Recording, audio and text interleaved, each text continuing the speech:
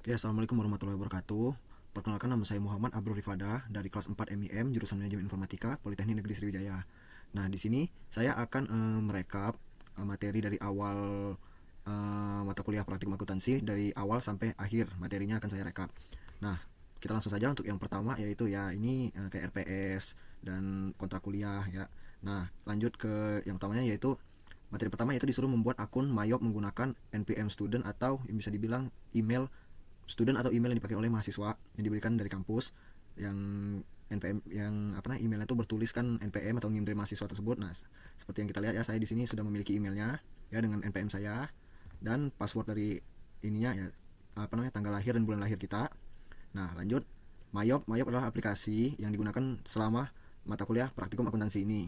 Nah, yaitu yang pertama adalah kita harus login dulu emailnya ya. Terus registrasi Mayop menggunakan email Polsri yang tadi telah diberikan atau email student. Nah, untuk ketentuannya ada nama, NPM dan segala macam. Nah, nanti login Mayop di screenshot dikumpulkan di PDF ya. Nah, untuk kita bisa lihat di sini Mayopnya ya. Saya sudah memiliki Mayopnya. Ini untuk Mayopnya. Dan untuk akun Mayopnya ya, tadi saya memakai akun menggunakan email Polsri itu sendiri. Atau email student ya, bisa kita bilang ya itu ya. Nah, ini untuk akun saya, akun Mayop di sini. Nah, itu untuk materi yang pertama. Nah, baik, kita lanjut ke materi yang kedua yang diberikan kepada kami, yaitu tentang menu create atau membuat semacam invoice, quote, sales order. Nah, bisa kita lihat di sini menu create adalah fitur pembuatan transaksi baru secara cepat, yaitu membuat transaksi secara cepat atau quick transaction. Di Mayop menggunakan menu ini untuk langsung membuat dokumen operasional bisnis tanpa harus masuk ke modul satu persatu gitu. Nah, ini adalah fungsi atau isi dari menu-menu create itu dan beserta fungsinya. Nah, ada satu, ada invoice. Invoice ini seperti kayak tagihan kepada penjual atau jasa yang sudah dijual gitu. Nah, digunakan saat barang sudah dikirim atau sudah selesai. Jadi itu seperti tagihan gitu. Dan quote itu penawaran harga barang kepada calon pelanggan sebelum terjadi transaksi. Jadi kayak seperti menawarkan kayak, oh ini harganya segini gitu. Nah, ditawarkan sebelum dia membeli barang tersebut gitu, sebelum customer membeli barang tersebut. Untuk sales order yaitu pesanan pelanggan yang belum ditagihkan. Pelanggan itu memesan barang gitu ya kan, tapi kayak belum ditagih gitu barangnya itu gitu. Nah, ini fungsinya untuk mencatat order masuk, menunggu pengiriman barangnya itu. Nah, mari kita coba ke langsung ya. Nah, kalau untuk tugasnya yaitu nge-create invoice, quote, sales order kemarin 10. Nah, dan itu tugasnya sudah saya buat, bisa kita lihat di sini ya. Ini invoice. Nah, ya tanggalnya overdue semua karena saya naruh tanggalnya issue date itu lewat semua ya. Nah, kita coba buat invoice baru, kita create invoice ya. Atau enggak dari menu create ini invoice ya. Nah, kita buat baru itu kan. Nah, ntar saya gini aja deh. Nah, ini create invoice. Nah, ini invoice number yang ini itu sudah dipakai sampai 10. Jadi kita coba invoice yang ke-11. Nah, di sini ada, bisa kita lihat issue date-nya, kapan tanggalnya itu, batas tanggalnya kita taruh di tanggal 14 saja. 14 April ya. Nah, kita create customer baru ya di sini ya. Baik, kita tunggu loadingnya. Nah, kita company misal PT Makmur Sentosa. Kita create, save, create customer PT Makmur Sentosa di sini. Dan di sini bisa kita lihat ada deskripsi barangnya, kategori, ada amount atau bisa dibilang kayak modalnya, ada job, terus juga ada pajaknya, ada tax code di sini ya. Misal kita order barang itu RTX. Nah, bentar, kita jangan pakai RTX deh, kita pakai laptop Asus Asus ROG Strix G16 di sini.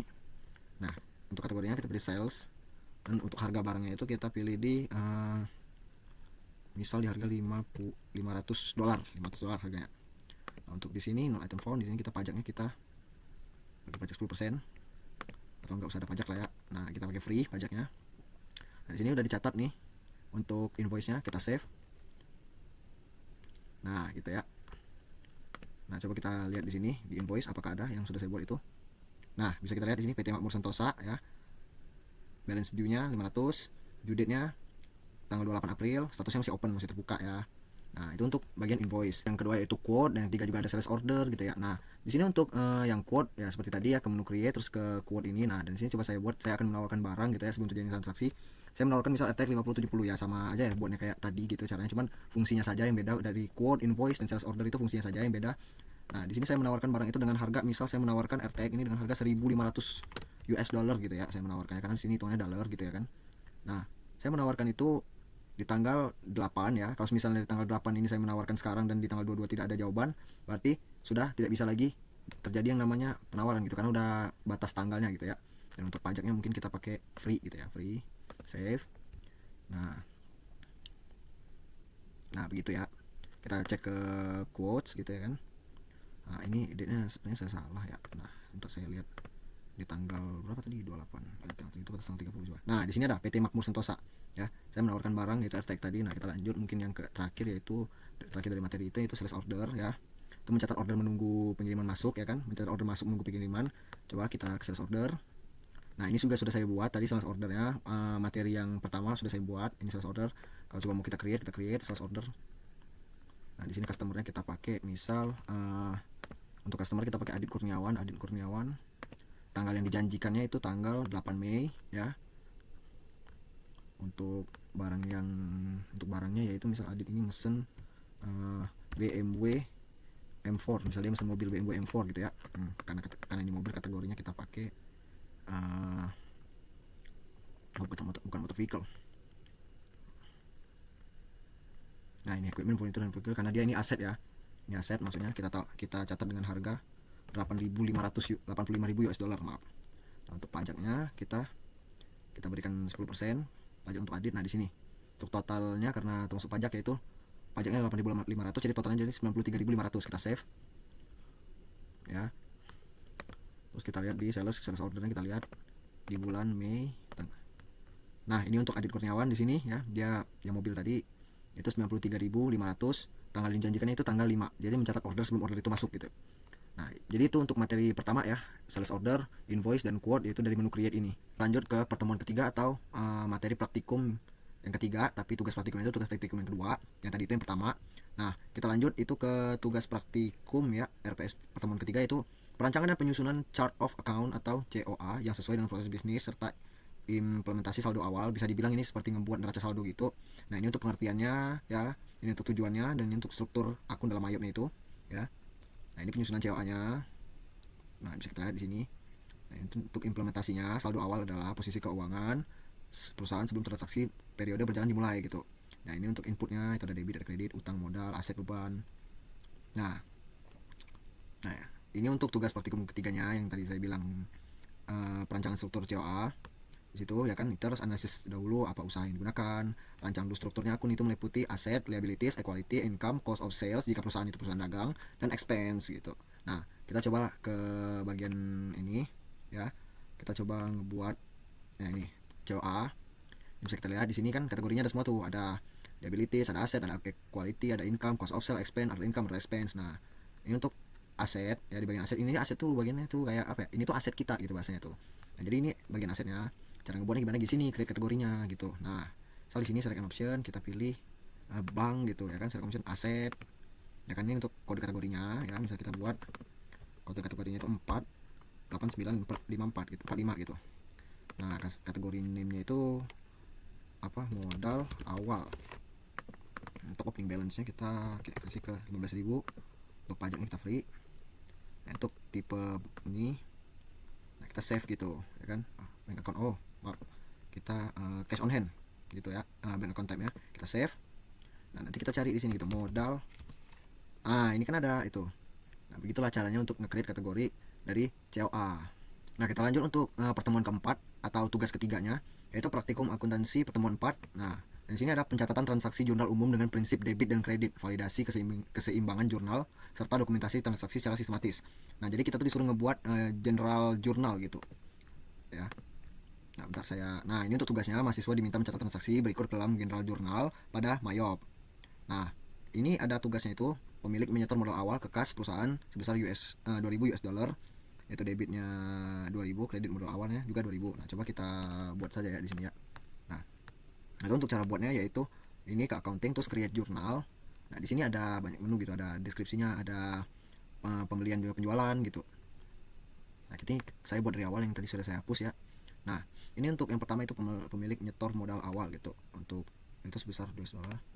Nah coba kategorinya mungkin kita pakai setoran modal awal. Nah untuk kategori kita cari di sini kas. Nah ini dia ya, kas. Di sini tadi kita disuruh 2.000 ya, 2.000, dan kreditnya juga harus 2.000. Ini tuh harus balance gitu, ini malah out of balance kan, karena kita tidak punya bahasanya tuh gimana ya, mungkin ini coba bentar, saya coba lihat dulu di sini. Nah, ini kan nggak balance gitu ya, mungkin oh ya maaf saya kurang ini ya untuk kreditnya ya. Nah mungkin gini, bukan,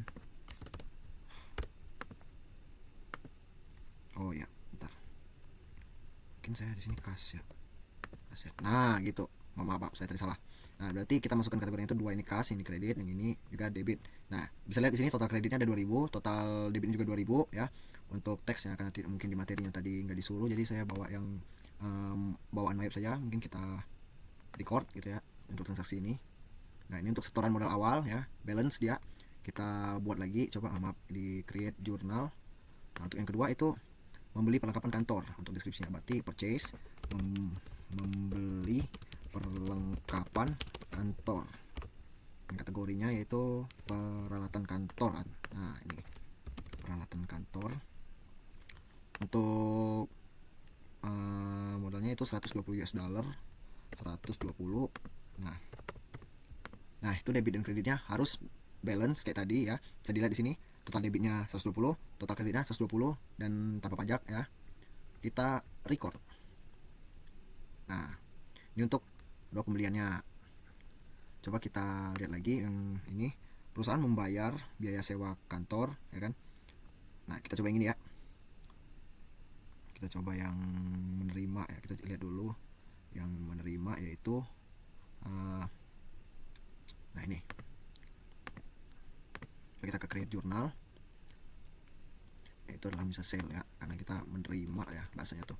Nah untuk totalnya yaitu 220 US dollar, kategorinya menerima, berarti ya menerima, coba kita lihat tadi menerima apa, pembayaran dari pelanggan, kategorinya ini kita masukin income kali ya, sales ini income, dan menerima sebesar 220. Nah itu balance lagi dia ya, untuk pajaknya kita free saja ya ini ya. Nah ini, nah dia balance, so kita record. Nah ini sudah untuk general jurnalnya. Intinya kalau di materi ini debit dan kredit itu harus sama atau harus balance. Jika tidak balance tadi bisa kita lihat. Nah coba kita lihat kalau tidak balance itu gimana ya. Kita create jurnal, misal saya coba ini ya, perusahaan membayar biaya sewa, purchase ini office expense ya, office expense, membayar biaya sewa sebesar 250 US dollar, 250. Nah jika ini tidak balance ya, misal kita di sini 160 ya, nah dia out of balance, dimana kreditnya itu kita punya, biar kita punya duit 250 sementara kreditnya itu 160, jadi dia nggak bisa, out of balance. Tapi kalau sama 250 dia akan bisa, karena ya gitu seimbang, kredit dan debitnya dan kreditnya itu seimbang. Nah kita record di sini. Nah itu untuk materi praktikum akuntansi yang ke tugas pertemuan keempat, itu create journal accounting dari Mayop. Nah kita lanjut untuk pertemuan kelima, yaitu atau tugas keempatnya dari praktikum akuntansi ini, atau yang materi terakhir yang diberikan kemarin. Nah ini untuk praktikumnya, ini penanganan kasus pembelian lanjutan termasuk itu pembelian. Nah di sini ada nih ya. Nah ini purchase order, ini create purchase order. Nih. Nah untuk tugasnya itu purchase order atau pesanan pembeli ya. Nah coba kita langsung buat saja yang ini, yang pertama purchase order. Nah ini sudah saya buat ya sebenarnya ya. Nah tapi coba kita buat lagi. Suppliernya itu PT Bagia Sentosa, item misal laptop ya. Laptop ini coba kita dengan price 15.000 yang ini ya. Nah untuk yang ini ya, karena ini cuma pembelian saja dan ya kita promise date-nya kita taruh di, misal di tanggal 18 dah ya, tanggal 18. Nah ini untuk pembelian barangnya atau purchase ordernya, coba kita save. Nah save ya kan, kita lihat di sales order, di bukan di sini ya, bukan, beda ya, purchase order, maaf, purchase order. Nah ini PT Bagia Sentosa ada 2 ya kan, itu untuk yang pertama. Nah kita lanjut yang kedua, yaitu pembelian kredit atau bill. Nah di sini, nah ini bisa kita lihat di bill ini ya, itu di bagian menu purchase, terus ke bills, terus ya ini suppliernya PT Bagia Sentosa, bill number ya kan. Bill ini seperti tagihan gitu ya, karena pembayarannya kredit. Nah coba kita create bill ya, kita pakai PT Bagia Sentosa, terus itemnya ya kita pakai laptop. Dan untuk harga laptop ini kita taruh di 14.000, untuk diskon sepertinya nanti ya, karena ini beda lagi nanti diskon. Nah untuk frag ini itu ongkir. Nah ini untuk jika ingin ada ongkirnya ya, nah kita taruh misal di harga 15 ongkirnya, nah gitu ya kan. Nah minta kita ongkirnya gini aja deh, 500 ongkirnya. Nah 500. Nah jadi yang harus kita bayar itu 14.500 karena dia ada ongkir ya. Nah untuk balance due-nya itu 4.500 dan tanggal yang dijanjikan due-nya itu batas tanggalnya itu tanggal 30 bulan Mei. Nah karena tadi di sini tadi mungkin ada diskon pembelian. Nah itu untuk flag ongkir tadi ada biaya tambahan itu. Nah ini untuk flagnya. Dan untuk diskon pembelian mungkin diskon itu di mana ya? Nah ini diskon. Kita diskon kasih 10%. Nah jadi yang harus dibayar itu cuman 13.100 beserta ongkir. Nah makanya tadi ada tugasnya itu disuruh biaya tambahan atau flag ongkir terus diskon pembelian ya. Ada juga pembelian tunai tadi ya kan. Nah coba kita save ya. Nah ini belum saya bayar ya, jadi bahasanya ya kayak ngutang gitulah. Nah save, you can edit anytime. Nah itu kan ini kan ada pembayaran hutang ini ya kan, pembayaran hutang. Nah pembayaran hutang ini bisa kita lihat di mana ya. Nah ini suppliernya itu kita coba PT Bagia Sentosa. Nah ini kita bisa lihat ya. Nah ini yang tadi nih yang harus dibayar tadi karena dia kredit kan, harus dibayar jadinya. Kita bayar di sini kelebihan maaf dengan, nah ini PT Bagia Sentosa pakai bank account ya kan, mungkin pakai bukan mungkin sih, emang pakai bank account nih. Nah coba kita save untuk ininya, kita lihat save. Oke ya begitu. Nah ini statusnya udah close karena sudah dibayar ya kan. Coba kita lihat ke bagian bill. Nah karena udah nggak ada lagi kan tagihan karena tadi sudah terbayar gitu ya kan. Coba kita lihat. Nah ini udah close, udah ditutup karena sudah dibayar yang bagian kredit tadi gitu. Kita lanjut untuk yang selanjutnya yaitu ini ya apa, writer pembelian. Nah ini yang saya agak bingung ya, jujur yang ini saya agak bingung gitu ya. Nah untuk yang ini sendiri itu kayak misal kita mau writer barang gitu, berarti barangnya harus kita beli dulu. Misal gitu barangnya PT Adit ya. Nah di PT Adit mau ngebeli laptop sebanyak 3 unit, berarti 1 unit laptopnya kita taruh di harga 15.000. Nah untuk pajaknya ya itu untuk ini ongkirnya mungkin kita taruh di ini ya, di frag ongkir itu kita taruh di 15.000 ya. Nah jadi total itu 60.000 ya, mungkin karena ongkirnya mahal gitu ya kan. Nah kita bayar sekalian lah ya, 60.000 kita bayar. Nah kita save. Nah oke udah tersave. Kita lihat nih di bagian bills. Kita lihat di bagian bills untuk PT Adit yang membeli ini tadi. Nah ini yang statusnya masih open. Maaf bukan deng. Yang untuk PT Adit. Nah ini statusnya masih open. Bukan, ini yang 1 unit. Nah ini nih maaf yang sudah di close. Maaf ini. Nah misal kita mau retur barang nih, kita tinggal ini aja buat jadi -1 di sini. Terus kita save bill. Balance due-nya negatif karena kita mau return barang. Nah your bill has been saved. Kita lihat di bagian purchase returns and debit. Nah ada nih PT Adit return barang di sini ya kan. Kita mau refund, kita refund ya kan. Nah, bank account 1, reference numbernya PT Adit debit, kita record. Nah your refund has been saved. Jadi seperti itu untuk return and debit gitu. Mungkin itu saja untuk penjelasan saya untuk materi mata kuliah praktikum akuntansi dari awal perkuliahan sampai sekarang ya. Lebih dan kurangnya saya mohon maaf. Jika ada saya salah berkata atau dan semacamnya, mohon dimaklumi dan mohon maaf ya teman-teman. Nah mungkin sebatas itu saja perjumpaan untuk penjelasan materi saya pamit. Saya Muhammad Abdul Rifada, wabillahi taufiq wal hidayah. Wassalamualaikum warahmatullahi wabarakatuh.